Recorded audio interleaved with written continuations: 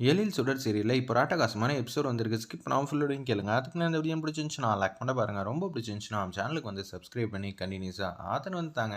எழில் வந்து அங்கே போய் பார்க்குறாங்க சுடரை வந்து கூட்டிகிட்டு வரணும்னு. அதே மாதிரி சுடர் வந்து அவங்க சோக கதையெல்லாம் சொல்லிக்கிட்டு இருக்காங்க. அவங்க வந்து ஃபீல் பண்ணி இதெல்லாம் கேட்டுட்டு இருக்காங்க. சரி சரி, என்னடி பண்ணிக்கிட்டு இருக்க அப்படின்னு சொல்லி கேட்டோன்னே, சார் நான் தான் அப்பயே சொன்னேனே நீங்கள் வர வரைக்கும் நான் இங்கே தான் இருப்பேன்னு. தம்பிங்க சார் நல்ல விதமாக வந்து பேசிக்கிட்டே இருந்தாங்க. என்ன சொல்கிறதுனே தெரியலையே இவளெல்லாம். சரி வா நம்ம வீட்டுக்கு போகலாம். சார் சாரி கேளுங்க சார், கேட்டால் தான் நான் வீட்டுக்கு வருவேன் அப்படின்னு சொல்கிறாங்க அந்த இடத்துல. நான்லாம் சாரியெல்லாம் கேட்க முடியாது.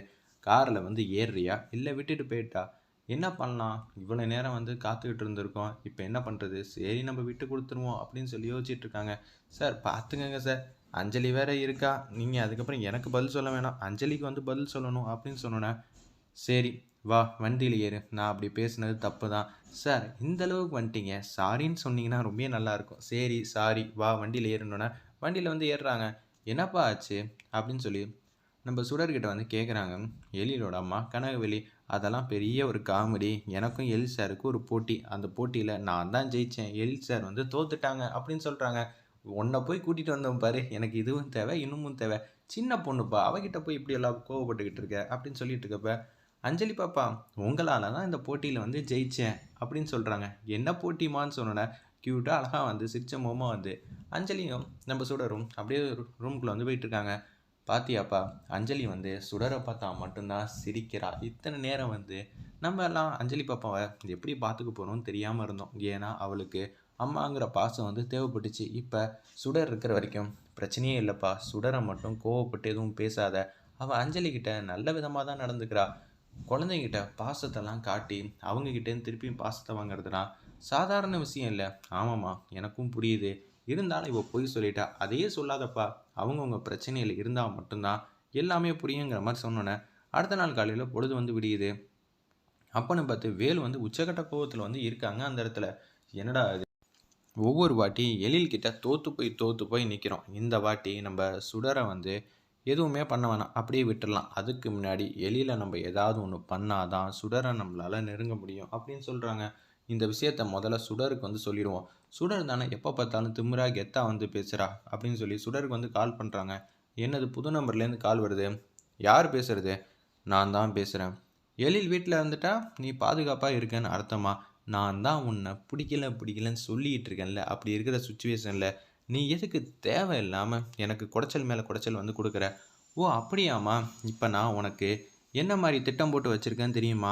நீ இப்போ எழில் வீட்டுக்குள்ளே இருக்க, உனக்கு பாதுகாப்பாக நிற்கிறது எழில் தான். என் கையை வேறு இது மாதிரி பண்ணிட்டு போயிருக்காப்புல. அவருக்கு நான் ரிட்டன் கிஃப்ட் கொடுப்பேனா மாட்டேனா? கண்டிப்பாக கொடுப்பேன். நான் யார் என்ன ஏதுன்னு எழிலுக்கு புரிய வைக்காம விட மாட்டேன். உன்னை காப்பாற்றணுன்னா ஆளாக வந்து அவர் தானே வந்து நிற்கிறாப்புல.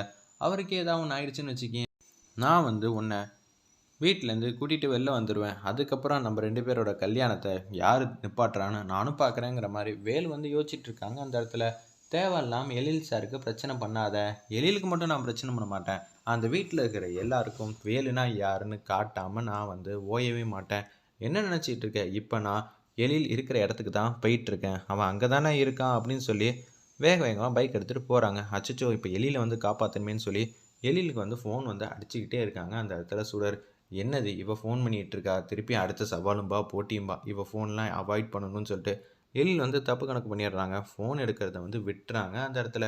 ஒரு பக்கம் எழில் எப்படி இருந்தாலும் காப்பாற்றி ஆகணும் அப்படின்னு சொல்லிட்டு அங்கே இருக்கிற நர்ஸுக்கெல்லாம் ஃபோன் அடிச்சு கேட்குறாங்க. எழில் சார் எங்கே இருக்காருன்னு தெரியுமா? அவர் இப்போ தான் வந்து டியூட்டிக்கு வந்துட்டு இருக்காரு, இவ்வளோ நேரம் வெளியில் இருந்தார் அப்படின்னு சொல்லிடுறாங்க. சரி நான் வந்துடுறேன்னு சொல்லி ஆட்டோ எடுத்துகிட்டு வேக வேகமாக வரப்போ ஒரு பக்கம் எழில் வந்து தேடி வேலு வந்து ஹாஸ்பிட்டலுக்கு வந்து ரீச் ஆகிடுறாங்க.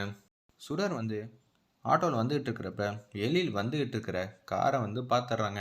அண்ணா அந்த காரை வந்து சைடு அடித்து நிப்பாட்டுங்கண்ணே, அவருக்கு முக்கியமான ஒரு தகவல் வந்து சொல்லணும், தயவு செஞ்சுண்ணே ப்ளீஸ்ண்ணே அப்படின்னு சொல்கிறாங்க. சரிம்மா என்னால் புரிஞ்சுக்க முடியுதுன்னு சொல்லிட்டு ஆட்டோ டிரைவர் வந்து வேக வேகமாக வண்டி வந்து ஓட்டிகிட்டு இருக்காங்க. எழில் சார் தயவு செஞ்சு வந்து காலை வந்து எடுங்க, வேல் வந்து மிகப்பெரிய பிரச்சனையை வந்து பண்ணணும்னு ஆசைப்பட்டுட்டு இருக்கான், தயவு செஞ்சு இதை வந்து நம்ம முறியடிக்கணும், அதுக்காக தான் ஃபோன் அடிக்கிறேன், நீங்கள் எடுக்கவே மாட்டேங்கிறீங்களே அப்படின்னு சொல்லும்போது எழில் வந்து கண்டுக்கவே இல்லை. சுடர் வந்து கால் பண்ணுறது உண்மையிலே தெரியுதா இல்லையான்னு கூட தெரில. ஃபோன் வந்து அப்படியே சீட்டில் வச்சுட்டு இவர் மட்டும் கேஷுவலாக வந்து வண்டி வந்து ஓட்டிகிட்டே இருக்காங்க. இந்த விஷயத்துலேருந்து சுடர் வந்து எப்படி காப்பாற்ற போகிறாங்கன்னு தெரில. வெயிட் பண்ணி